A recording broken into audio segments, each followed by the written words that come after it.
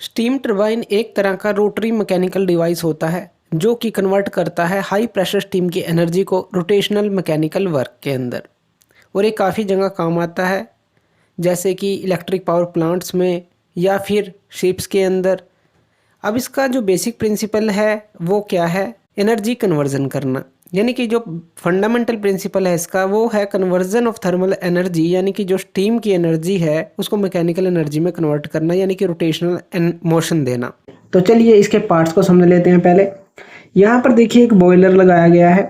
Boiler के अंदर क्या होता है, पानी को गर्म करते हैं और उसकी स्टीम बनाते हैं। तो ये जो है हमारे पास ये स्टीम हमें मिलेगी। ये जो स्टीम होगी हाई प्रेशर के ऊपर यहाँ से जाएगी और आगे यहाँ पर एक नोजल लगी होती है। ये हो गई हमारे पास नोजल। अभी पार्ट की बात कर लेते हैं, इसकी वर्किंग की बात बाद में कर लेंगे। तो ये बॉयलर हो गया जो कि स्टीम बनाएगा, आगे इस पाइप से जाएगी, यहाँ पर नोजल लगी है, ये है स्टीम टरबाइन। और ये एक शाफ्ट के थ्रू जनरेटर से कनेक्ट है। जनरेटर क्या करेगा, जब ये घूमेगा तो बिजली को बनाएगा और उसको आगे हम सप्लाई कर देंगे। यानी कि यहाँ पर हमें क्या मिलेगी, इलेक्ट्रिसिटी। तो ये इलेक्ट्रिसिटी मिलेगी। उसके बाद यहाँ पर क्या है, ये कंडेंसर लगाया गया है और ये पंप है। अब इसकी वर्किंग को समझते हैं। देखिए जैसे ही यहाँ पर बॉयलर स्टीम बनाएगा, हाई प्रेशर स्टीम जो है इस नोजल के थ्रू इस रोटर के ऊपर गिरेगी।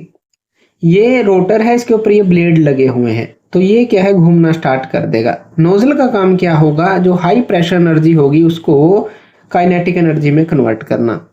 तो हाई काइनेटिक एनर्जी के साथ जब यहाँ पर स्टीम आएगी तो ये रोटर घूमना स्टार्ट कर देगा और इसके साथ जनरेटर कनेक्ट है, जनरेटर भी घूमना स्टार्ट कर देगा और बिजली हमें यहाँ पर मिलेगी। जो स्टीम टरबाइन है इसका यूज़ पावर प्लांट में, शिप्स में काफ़ी जगह किया जाता है। तो ये जो है स्टीम से चलने वाला टरबाइन है, इसलिए इसको स्टीम टरबाइन बोल दिया गया है। अब जैसे ही यहाँ से स्टीम अपना काम खत्म कर देगी तो वो जो है इस टरबाइन से यहाँ पर आएगी और ये आगे जाएगी हमारे पास, ये है कंडेंसर।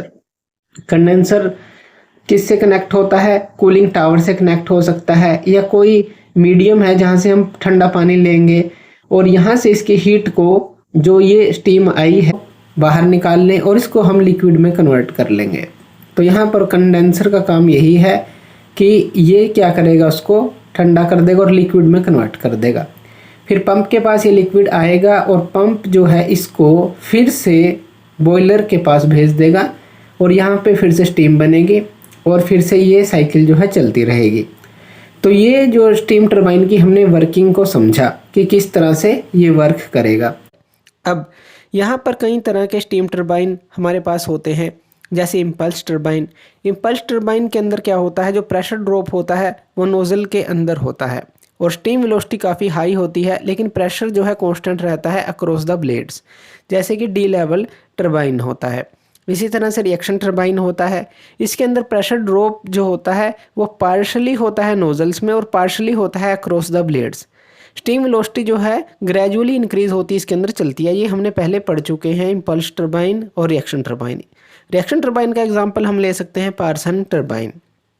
उसके बाद एक्सियल फ्लो टरबाइन होते हैं जिनके अंदर स्टीम फ्लो करती है parallel to the turbine shaft, तो वो एक्सियल फ्लो टरबाइन होंगे। ये जो है मेनली पावर प्लांट्स में यूज़ किए जाते हैं। रेडियल फ्लो टरबाइंस होते हैं। जो रेडियल फ्लो टरबाइंस होते हैं इनमें जो स्टीम फ्लो करती है वो रेडियली करती है। इनका यूज़ जो है काफ़ी कम होता है, लेकिन स्पेसिफिक एप्लीकेशंस के अंदर इनका यूज़ होता है, करते हैं। अब अगर बात करें इनकी एप्लीकेशंस की, तो पावर जनरेशन में इनका सबसे ज़्यादा यूज़ होता है, यानी कि प्राइमरी एप्लीकेशन आप कह सकते हैं। इनको यूज़ किया जाता है जनरेटर को चलाने के लिए ताकि हम इलेक्ट्रिसिटी बना सकें। इसी तरह से अगर हम बात करें मैराइन प्रोपल्सन की, तो शिप्स के अंदर, सबमरीन्स के अंदर इनका यूज़ किया जाता है। इसी तरह से मैकेनिकल ड्राइव्स हो गए कुछ, जैसे पंप हो गए, कंप्रेसर हो गए या इस तरह की कोई अदर मशीनरी हो गई, उनको चलाने में भी इसका यूज़ किया जाता है। अगर एफिशिएंसी और परफॉर्मेंस की बात करें, जो फैक्टर अफेक्ट करते हैं इसकी एफिशिएंसी को, वो इसके ब्लेड का डिज़ाइन किस तरह का है या स्टीम किस तरह की है, यानी कि सैचुरेटेड है, सुपर हीटेड है, किस तरह की स्टीम की कंडीशन है, टरबाइन की कितने स्टेज हैं, या फिर जो ओवरऑल सिस्टम डिज़ाइन कह लें उसके ऊपर ये डिपेंड करेगा। अगर इसके परफॉर्मेंस की बात करें, जो टरबाइन आउटपुट है और स्पेसिफिक स्टीम कंजप्शन है, तो वो चीज़ जो है इसकी परफॉर्मेंस दिखाती है। अगर बात करें एनवायरनमेंटल कंसीडरेशंस की, यानी कि जो एफिशिएंसी है, हायर एफिशिएंसी इसकी अगर होगी तो फ्यूल कंजप्शन और एमिशन जो है कम होगा। अगर कंडेंसेशन की बात करें, अगर प्रॉपर हैंडल करेंगे हम कंडेंसेट को, तो एनवायरनमेंटल इम्पैक्ट को जो है हम कम से कम कर सकते हैं। इसी तरह से फ्यूचर में आने वाले जो इसके अंदर सुधार हैं, उसके अंदर क्या किया जा रहा है, एडवांस्ड मटेरियल्स का यूज़ किया जा रहा है जो कि हाई टेम्परेचर के ऊपर, हाई प्रेशर के ऊपर ऑपरेट कर सकें। ब्लेड के डिज़ाइन में इम्प्रूवमेंट की जा रही है ताकि हम बेटर एफिशिएंसी ले सकें।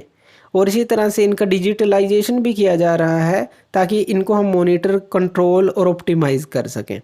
तो ये सारी चीज़ें जो हैं टरबाइन्स, जो स्टीम टरबाइन है उसके अंदर आती हैं। तो थैंक यू वीडियो देखने के लिए, और इसी तरह की वीडियोज़ के लिए आप हमारे चैनल लर्न एंड ग्रो पे हमें सब्सक्राइब कर सकते हैं। धन्यवाद।